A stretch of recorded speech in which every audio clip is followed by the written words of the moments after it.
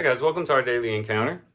In Micah chapter 5, we have one of the most precise prophecies made about Jesus.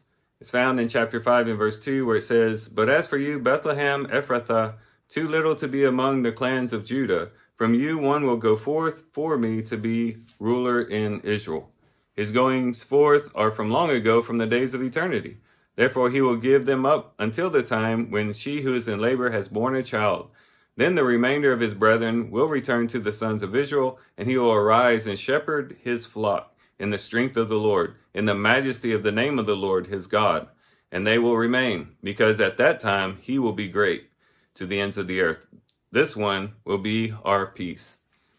So this little town of Bethlehem would be the place that God would choose to have his child born, his son born, and be the one through whom all mankind would find peace. And again, it's done in this small town of Bethlehem, which should be an encouragement to us who perhaps also feel like we are in line with small Bethlehem.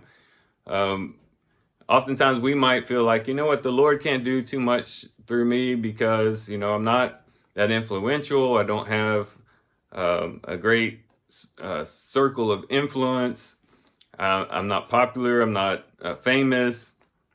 Maybe I don't have a ton of gifts or anything like that. And maybe we kind of downplay what the Lord can do through us because of insufficiencies that we feel within ourselves.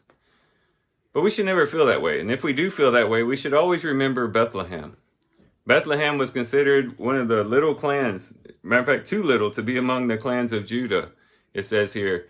And yet God did something spectacular, and Jesus Christ, the Messiah, was born there.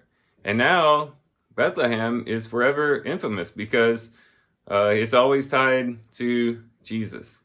Even though there was a lot of other people who were from Bethlehem and other things happened in Bethlehem, it's still remembered as the birthplace of Jesus Christ. And it has received glory because of that. And it's not because it's large today. Even today, it doesn't have more than 10,000 inhabitants. So it's not even a big city today, but yet it's remembered as being the birthplace of Jesus Christ and therefore receives glory. And we also can do great things for the Lord, or the Lord can do great things through us, even though we are insignificant.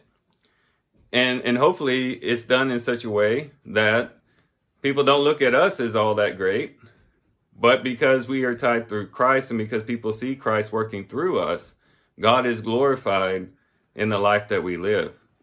And in 2 Corinthians chapter 4, it talks about we have this treasure in earthenware jars, or jars of clay is sometimes spoken. We are weak. We have these weak bodies. We don't have a whole lot of power. We don't have a lot of strength in and of ourselves. But you know what? When God wants to do something and he wants to work through us, powerful things can happen through weak vessels. And God is able to do it. And it's demonstrated in this little town of Bethlehem. So if ever we are hesitant to do work for the Lord, to do the work of the kingdom, because we feel insignificant or we just don't feel like we have what it takes to accomplish what God wants us to do, let's remember Bethlehem and say, you know what? I'll be like Bethlehem. Maybe I won't make a big splash in the world, but you know what? As long as I have Christ living in me and being born in me, then that's enough. And God can do great things when that happens. So with that, guys, I do thank you for watching the video today. I hope you guys have a great day. Love you guys. God bless.